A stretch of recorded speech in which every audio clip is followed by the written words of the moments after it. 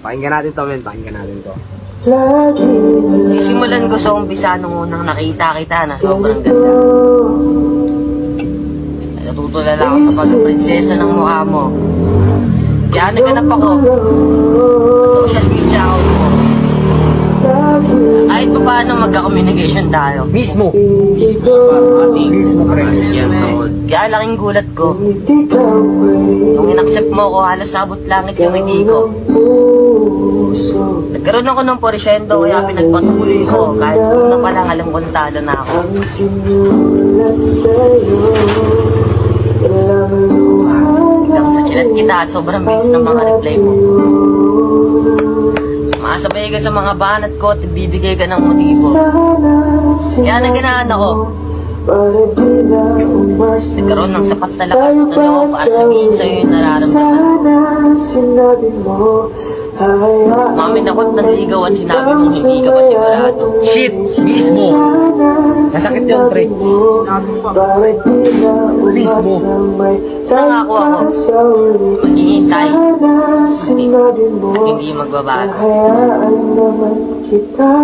Biglang may dumating na isang tao nang dahilan ng iyong pinagbago. Nabalitaan ko na lang na yung dapat tayo, yung naging kayo. Mismo. Masakit yun, men. Masakit yun. Masakit. Masyadong minit. Ayoko nang magpakatanga. Mismo. Ayoko nang ibigin ka pa. Mahal, pasensya. Ako'y mamamaalam na. Pinagkait yung saya na kahit kailan hindi ko inangad sa iba. Sobrang sakit yung Ako naman si tanga. Ay mali, nagpapakatanga. At todo suporta sa inyong dalawa. Ayoko kasing malaman mo na nakakasakit ka na. Bagay kayo.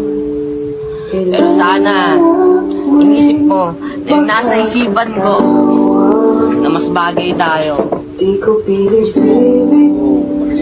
Aalis na ako sa tabi mo. Aalis na ako sa piling mo. Pero sana inisip mo na yung nasa isipan ko na wag pigilan mo ako. shit, bigat. Bakit kasi hindi na lang ako? Ako lang naman yung nagmahal ng todo, yung tipong ibibigay lahat kasi ginawa kitang mundo.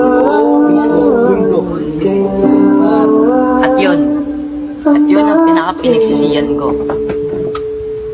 Dapat tao hindi pwedeng gawing mundo. Shot mo na yan, men. Shot mo na yan. Meron pa? Meron pa. Meron pa yan. Ngayon ka lang naramdaman. Sana Ang huwag ka magsisi. kahit na Ganito yun. magdamag na tayo Kapag yung taong aking gusto ay hindi na yung pangalan mo.